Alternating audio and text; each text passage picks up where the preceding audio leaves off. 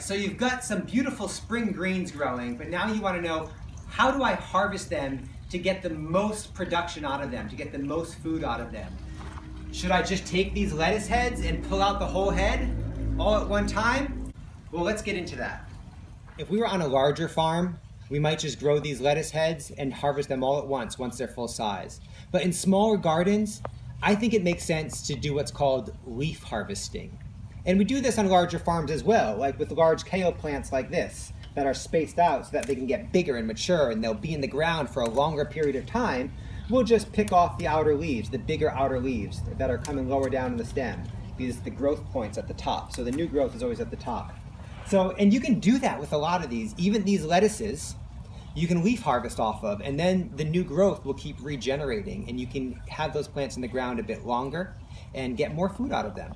So depending on the plant you're leaf harvesting off of, there's a few different tools you might find useful.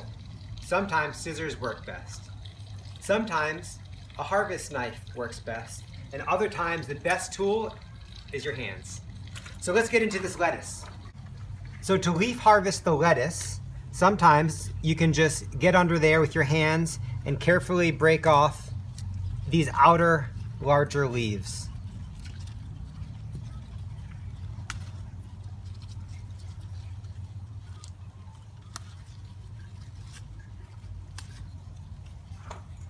Put that into your harvest basket or bucket, and then move on to the next.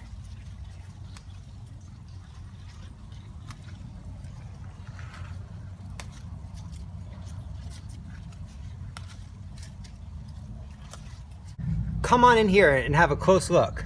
This is the growth point where the plant is regenerating from the middle. So if you pick out the outer leaves, this plant will fill out again.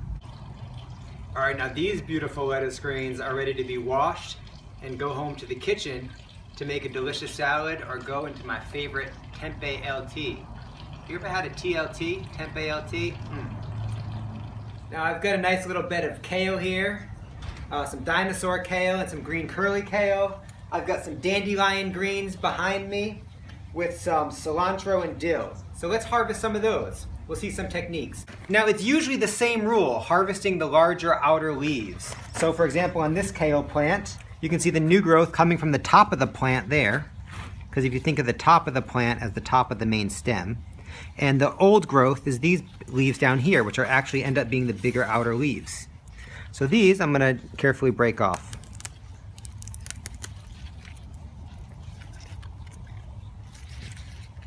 And I'm going to leave about that much on the plant because it needs to have enough leaves on it to keep growing. And I'll go through and I'll do this to all of them. Now these kale plants are growing a little closer together than normally they should be spaced, but that's because I planted them really early in the greenhouse. But I wasn't sure if it was too cold to plant them or how they do. They're probably not going to be in here too long because it's going to get too hot in the summer.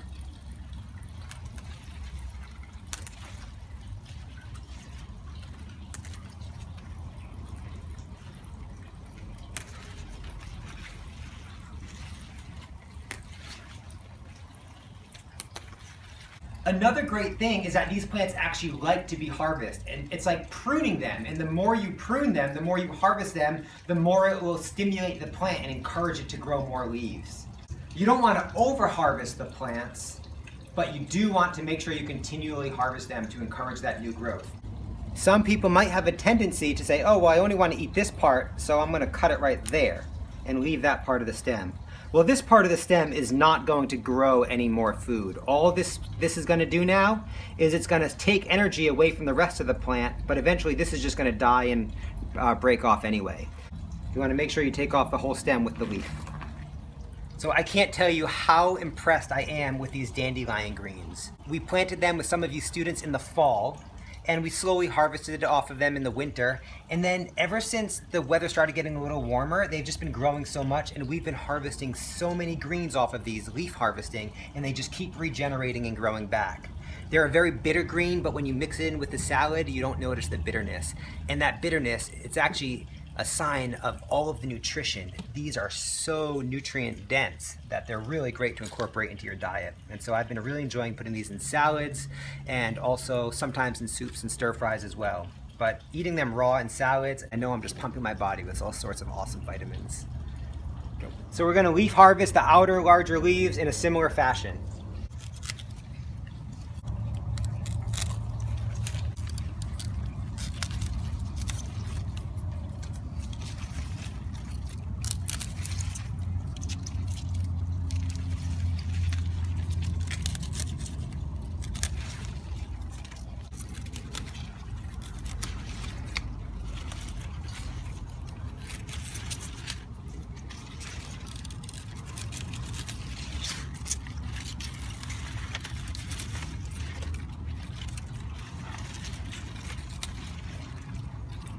So I'll leave that, and then next week it'll probably be back to the same size and we'll harvest it again.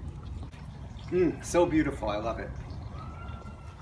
All right guys, same thing with these nice herbs. Like we got cilantro and dill, or maybe you'd have parsley.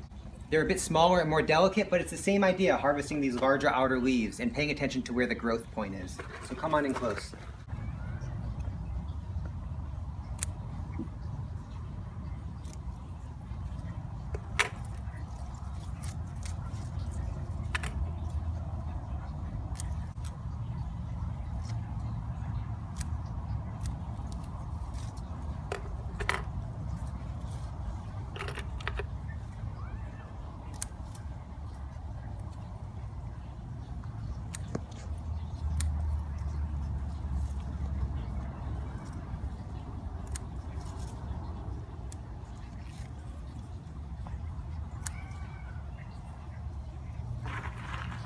So we've got here this beautiful bed of spinach that was pretty densely seeded, right? There's a lot of spinach plants close together, and so we've been leaf harvesting off of these as well. Same thing, pinching off the big outer leaves. And spinach, as we know, is a cooler weather crop. And we can see a sign of that because now it's starting to bolt. So I want you to learn that word, bolt. What does it mean when a plant starts bolting? Well, maybe the plant is stressed out and it senses that the end of its life might be near. Maybe because the temperature is changing, or maybe it's just lived its life long enough. And it senses the end of its life. And what does it want to do before it dies? It wants to produce beautiful flowers and seeds. Offspring, right? It wants to reproduce. So it wants to create those seeds and drop those seeds to leave behind a new generation of plants. And so it's important to notice what it looks like when a plant is bolting, because then you can think, oh, it's almost time for this plant to come out of here.